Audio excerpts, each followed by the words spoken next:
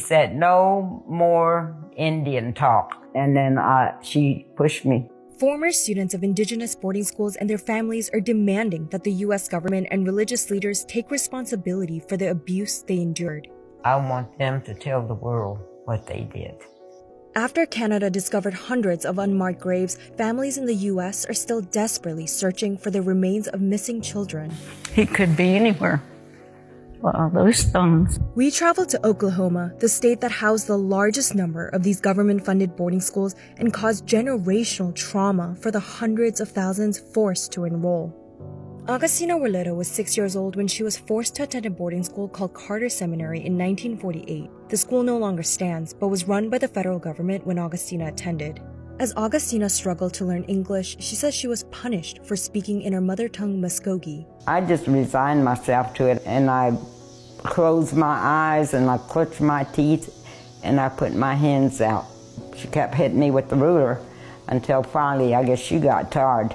Then she said, no more Indian talk. In recent decades, there have been allegations that physical and sexual abuse took place at these assimilation schools across the U.S. Augustina also recalls a fellow student facing consequences for walking outside of a single file line and wonders to this day where she may be. The schools came out of a period that many consider to be systemic cultural genocide against Native people. General Richard Henry Pratt founded the first so-called Indian boarding school in 1879 under the mission, Kill the Indian, Save the Man. That school served as a model for the hundreds of assimilation schools that expanded across the U.S. and into Canada.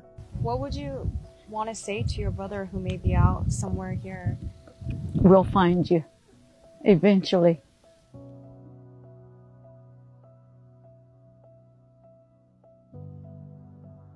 He could be anywhere. Well, those stones.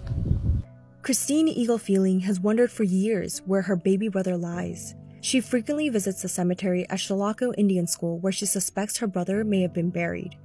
With records missing, Christine doesn't know his cause of death and can only rely on information her mother passed on to her. The Chilocco Indian School operated under the Bureau of Indian Affairs and closed down in 1980.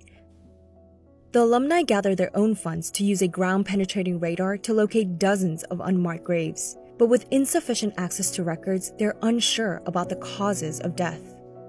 This is turtles, loca, loja.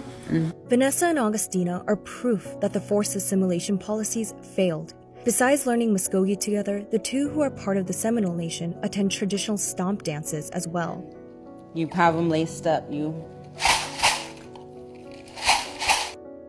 I love my children, but I could never say I love you. I showed them my love by doing for them. I say to the parents of today, tell your children you love them.